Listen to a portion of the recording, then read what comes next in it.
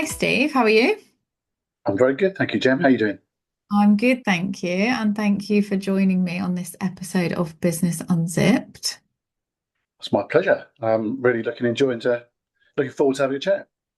Cool. So let's just start off by hearing more about you because you spent 30 plus years in a sales role and leading sales teams, and then you've gone on to do other things, which we'll get onto. So, what's your background?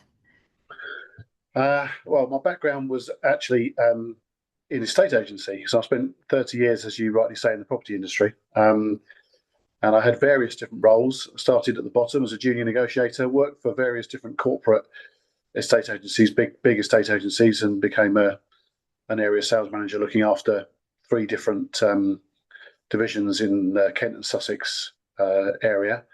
Around the Brighton and Hove group of offices for a corporate, then the Eastbourne Hastings group, and then Tunbridge Wells down to Hayward Heath. Um, then I had my own business for 5 years with a partner. We had four offices of our own in mid Sussex, so we had 19 staff at one point. We didn't quite survive the credit crunch that hit us in 2008. We probably could have just about ridden it out, but didn't have enough cash behind us to for it, not to cause us a problem really. So we exited at that point, and then I worked for Mission McKay, who are a very well known independent agent in the Brighton and Hove area. And my last role with them was looking after the seven sales offices as a sales director across Brighton and Hove and Hurstpere Point. Before I left there, getting on for 3 or 4 years ago now, to try something completely different.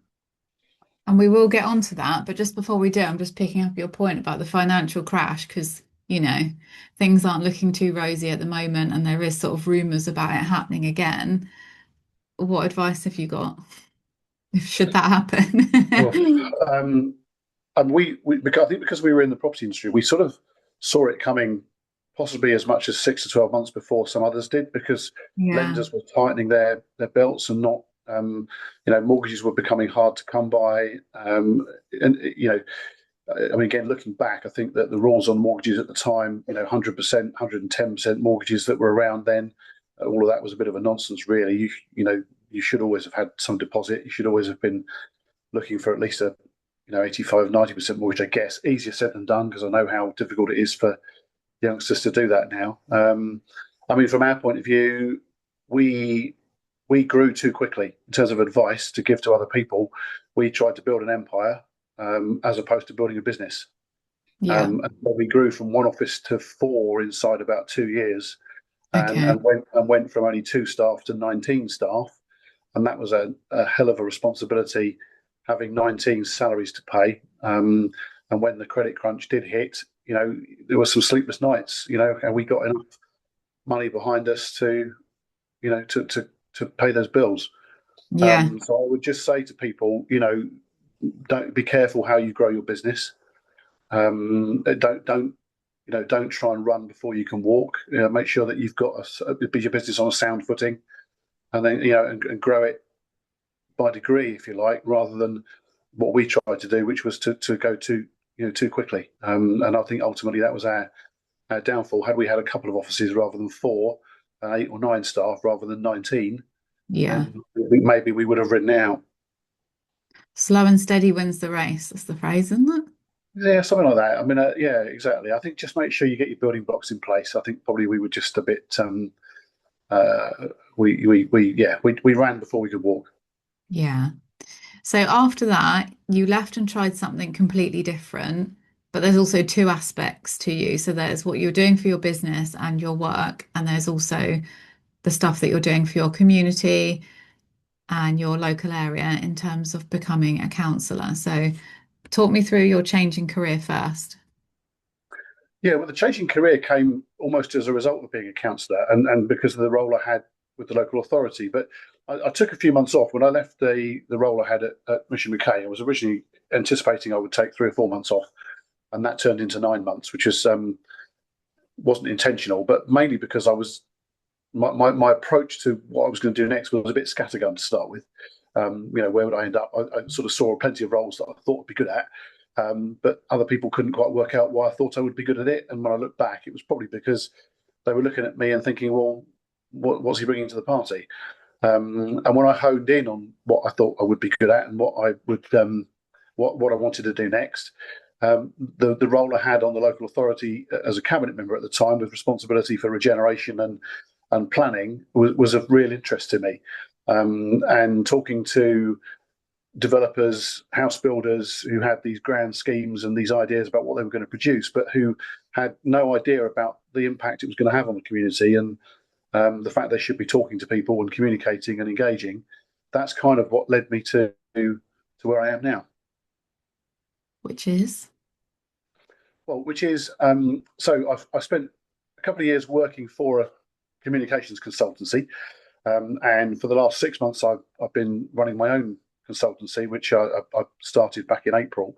And I now run what I call a planning and development support consultancy. So I'm working with anyone who has a planning application in, to help them navigate the process. And when I say navigate the process, the National Planning Policy Framework has a paragraph in it that states that if you can demonstrate with your planning application that you've engaged proactively and effectively, that your planning application will be looked on more favourably than those who don't demonstrate that they've engaged proactively. And so I help anyone with a planning application to navigate that minefield. Every planning application is different, every project is different, but talking to local councillors, talking to the ward councillors of where it's actually going to be built, we don't need to go looking for objections for planning applications because they find you. they do. But what we do need to do is find support, and there is normally a silent majority that are in favour, but that the key point there is that they're the silent majority, and so you do have to work to go and find them. And if people engage early and they feel that they're influencing a project, or there's some level of involvement and they understand what it is someone's trying to deliver, there's a much better chance of bringing them along with you. Yeah, and your link in with councillors and the local councils and parishes really helps with that then. I think it's my USP. I think the fact that I've held that responsibility as a cabinet member gives me an idea and an understanding of how officers at local authority level operate and how they think and how they work. But I think also when I'm talking to local councillors, it allows me to say to them that I speak their language. I understand their pain, and I understand the need to engage with them as early as possible. And it does open doors in the sense that councillors are happy to talk to me because they know that I'm a councillor myself, and therefore, that it kind of it sort of demystifies it a little bit. It maybe sort of gets the barriers to come down a bit. Yeah. So what actually sparked your interest in going into politics? Well, I mean, I've always been a bit of a political animal from a young age. I was actually really interested in politics. I mean, at 16, 17, I probably should have been involved in many much more exciting things. But I was always, even at 16 and 17, I was involved in local politics. At sixth form, we had a mock election at school, and I was the Conservative Party candidate at the sixth form at the school election in 19. Oh crikey, this is going to show my age now, isn't it? 1987, I think it was. No. Yeah, no, 1987. I think it was 1987. And actually, interestingly, our head teacher at the time was a Labour parliamentary candidate for Dover. Nice guy, really nice guy. But I don't think he ever forgave me for winning that mock election at school.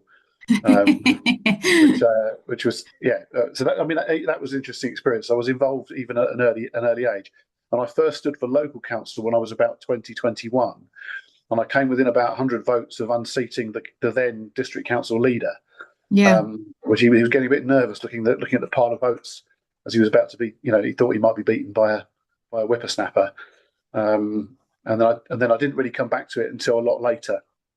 And I've now been a district councillor for getting on for 5 years.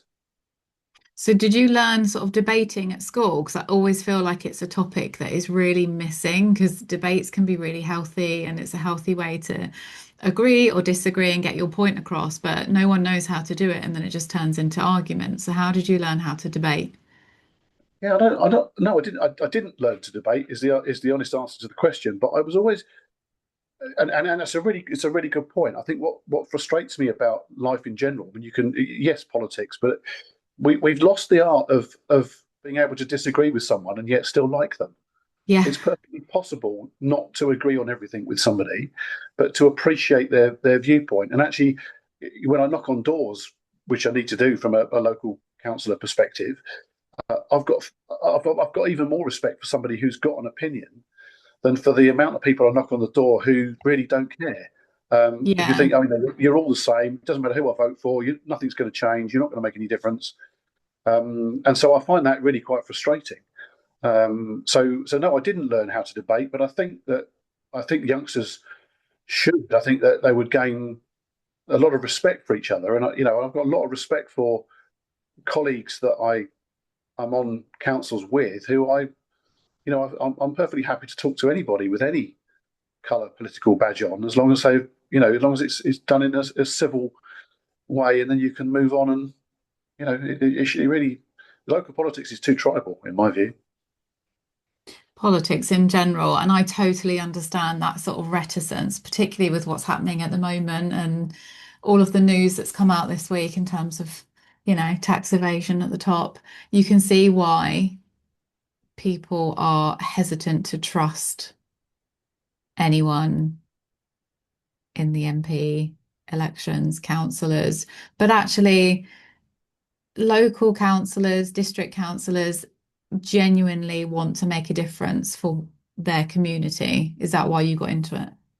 Yeah, I think you're absolutely right. I think in the main, most district councillors are there because they want to stand up and be counted. And yeah, that's that. Why did I get into it? I've lived where I live all my life, and I genuinely wanted to give something back. I'm not one of those who can stand at the sidelines and just sort of watch. I want to chip in. I want to be part of the decision making process, and I want to contribute. Yeah. And so I felt genuinely like I was giving something back. I mean, in sort of intervening years when I was out of local politics, I was involved with my son's youth football club, for example, and helping run a kids football team and becoming vice chairman of the club, and then eventually president of the club. And that to me was giving something back to the community and being involved. And that's why I do it. So let's sort of demystify then. What do you think is sort of a misperception of being a counsellor? What do you get out of it? Is it big That's a good. money? That's good. It's definitely not money, that's for sure. Exactly. There's a misconception about money, although people talk about brown envelopes a lot, and that's also nothing that I've ever experienced in Yeah. local politics. It just doesn't happen. Although people are always very suspicious of that type of thing, particularly where development is concerned. Yeah. It just isn't a thing. What do I get out of it? A sense of purpose, in a way, really. I've been very fortunate that some of the things I've done for my residents, I've had some very grateful residents who have, sent me a nice little thank you note, or, and I think, don't do it for the praise, but it's lovely when somebody does take the time to, write you a note and drop it through your door, or send it to you in the post and say, look, thank you so much for your help. We've really appreciated it. And I've had messages when I've been re-elected as well from residents to say, "Oh, we're so glad to see you back." And one of my residents actually was going away on the day of the local election, and her and her husband made sure that it was in the UK, but they made sure that they went to the polling station at 7 o'clock in the morning to register Oh, their vote. Then they ended up north, checked the results the following morning, and sent me an email to say, "We're so delighted to see you're back in." oh, And that's really lovely that they took the time to do that. that is really nice. That's So really yeah, nice. it's a sense of purpose, really. I think that's what it is. Yeah. And how much influence do councillors actually have, and how is that going to change in the future with devolution and Mm.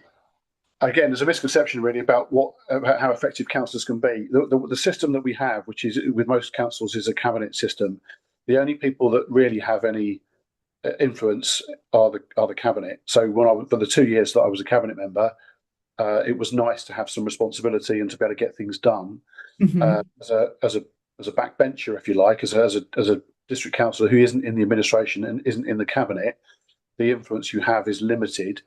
And as an independent councillor, as I am now, the political balance means I'm not even on any committees, because the political balance, involves the membership of the committees to be made up of those parties that have got greater numbers.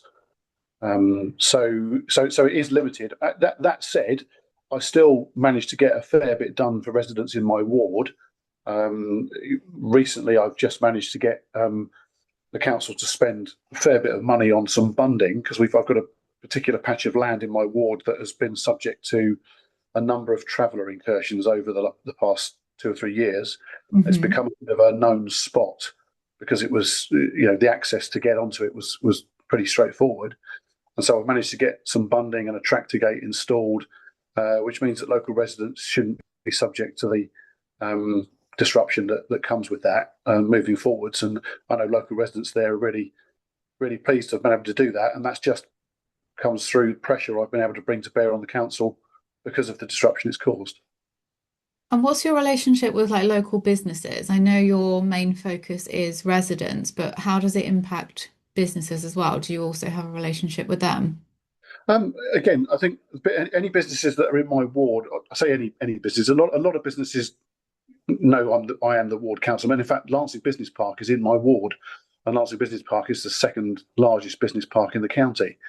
So I do have a good relationship with the business improvement district manager there, and I keep her posted. For example, the piece of land I'm talking about is actually adjacent to the business park, so quite critical to keep her posted so she can keep businesses informed of the efforts that are going on there, because again, it impacts sometimes potentially on the business park. So yeah, there's a lot of businesses in and around where I live that will know I'm the district councillor, and they can contact me if they need me. Yeah, so it's useful for businesses to know who their local councillor is.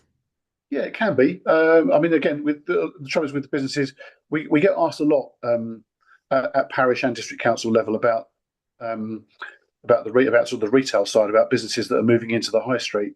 Why can't we stop the amount of vape shops, for example, that are popping up all over the place? And unfortunately, that isn't something as a local councillor we have an awful lot of control over. Yeah. Our efforts are about trying to make the area a nicer place so that you attract better businesses.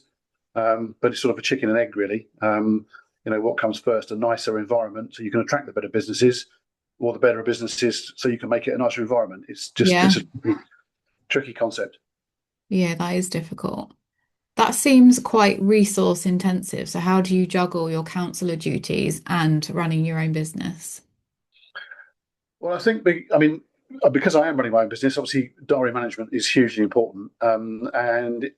Because I think that being a councillor is of benefit to my business, then I think Yeah. that there is a legitimate reason for being able to factor it into the diary. That said, the business has to be my number one focus, so they have to run alongside each other. I'm fortunate that the district council meetings tend to be during the evening.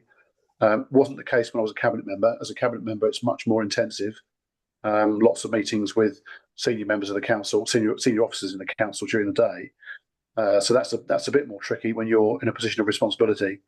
But as an ordinary district councillor, if you like, it's less of an issue, in fairness. Yeah. Well, I guess your political experience leads into your business anyway. They're so intrinsically linked, aren't they? Yeah, definitely. Yeah, I think you've got to be aware of what's going on nationally and locally, and be fairly politically savvy. Let's put it that way. So when you were part of the cabinet, what's like the best experience that you took away from that? Um, One of the best experiences I Or had worst, you was can go worst if you want. no, no. Well, I mean, you can argue it might have been a bit of both, really. So this is interesting because this plays to what I do. It's all about communication. So I don't.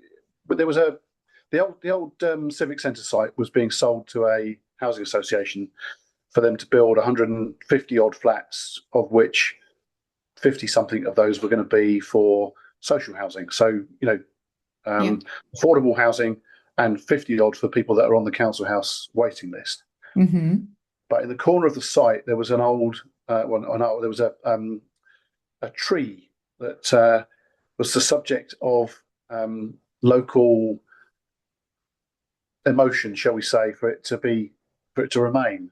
Oh, And to the extent that there were lots of protests, and eventually we had people camping out in the tree, um, and it was quite a thing, and it was causing us a problem because they were literally living in the tree, and there were protests there most weekends. There were marches through the streets, um, and so as a cabinet member, I spoke to the officers of the council and said, right, well, look, has anyone actually spoken to them? Well, no, not really. Well, then let's go and talk to them. So myself and one of the assistant directors went and sat in the tree and talked to these protesters. Now, politically, you'd argue we're probably on the opposite side of the spectrum, but it just goes to demonstrate that actually, if you sit down and talk to people, how much you can achieve. Because we talked to them about is this a single issue protest? Are you literally about saving the tree, or actually, really, do you just not want the flats built? yeah. You don't want a bit of land built on. No, we're definitely all about saving the tree. And actually, we want to show other protesters around the country what can happen if you actually work with your local authority. Okay, well then, if we can plan communication, and we can talk to you about how we can go about this and how we communicate what we're doing, so that we're working together on this, then let's see what we can do. And we managed to get the registered provider, the Housing Association, to redraw the scheme to retain the poplar tree. And I was actually they actually held a celebration in the town square, and actually mentioned I didn't go, as it happens, but they mentioned me by name, which was really nice of them to say if it wasn't for the intervention of Councillor Neocleous, we wouldn't be standing here now saying we've managed to save the tree. That's So like something out of a Disney film, like the yeah, we found wise a way. old tree that's like sacred and you don't want it to get knocked down. That's amazing. Yeah, we found a way to save it. So it was, but it just in all seriousness, it was to sit down and talk to people. You're not as far apart from each other, and it goes back to what you were saying earlier about the ability to discuss things and debate things properly. Yeah. There were still things that they couldn't be completely on board with, but we found a way, and we found a way because we sat down and talked it through. Yeah. And that was through you reaching out to them. But how is there barriers in terms of if someone is having issues to reaching out to either their local district, or is there barriers in place, or do typically messages get through? Well, there are sometimes barriers in place, and I think a lot of local authorities, and actually, we're going back to my work. This is how I can help the clients I work with, is to try and unlock some of those barriers that get in the way, because a lot of local authorities do put the barriers up and don't want to engage or struggle to work out how best to do so. And so it can be tricky, and I think you do need to know how to navigate the system a little bit. Yeah. Do you think that you will pursue national office again, or are you remaining local? I think it's probably passed me by now. It seems a bit, again, most people have a dream of, I don't know, running the national football team or becoming a professional footballer. I always wanted to be an MP. It's just a bit sad, really. But It's pretty brutal. Even now, you would want that. I mean, they're getting torn apart. yeah, they are. But again, I think people do it. I think too many people go into national politics for the wrong reasons, and I Yeah. genuinely wanted to do it because I wanted to represent my residents and people, and my local community. I think it's passed me by now. In answer to your question, I think you have to give it your absolute all, and I think that probably I'm now at the point where the business is my number one focus, and it will be, I think, for the next 4 or 5 years. Hmm. And I think that probably at that point I will be then slowing down rather than putting everything into. I think being an MP, you've got to give it your all. You've got to be able to throw absolutely your whole life and soul into it. And I don't know whether I necessarily could commit to that. If I was asked, if somebody said to me, "Would you consider doing it again? Would you stand?" I'm not. I wouldn't ever rule it out, but I think it's probably passed me by. Okay. And how do you envisage your business taking off? What's the plans for the next 4 or 5 years? Well, I've had a good start. I've been really encouraged by how I've got started, and I do throw my all into it. And it gets a bit like, again, it's a bit like being a counsellor. I'm very responsive. I'm very proactive. And so, when businesses engage or use me for my services, they're going to get all of me. I'm going to be, they'll know I'm going to be proactive on their project. They know that if they ask me to do something, that I will be back to them very quickly, either to get on and do it, or to ask them for more detail on what they want done, and to then go ahead and get it done. And so, really, for me, it's about growing my business through reputation. I've been very fortunate already to have been recommended and referred to some clients, because already people I'm working with have been happy with what I've been doing. And that's really how I want to grow it. People don't Google what I do. What they do check my website out to sort of sense check Yeah, what I do. But very niche. yeah, but the client, the planning consultants, the architects who often work with the clients that I end up working with at an earlier point in the process than I do, they're the ones who are recommending me to their clients and saying, this is the guy that you should use. And so all the time I'm doing a good job. If I can build some case studies, for example, and some testimonials, so that people then start to understand exactly what it is I'm doing and how I'm helping projects, then I'm hoping that's how I will continue to grow the business. Slow and steady. Yeah, again, learning from my previous experiences. I don't want to rule the world anymore. I'm not looking to grow an empire.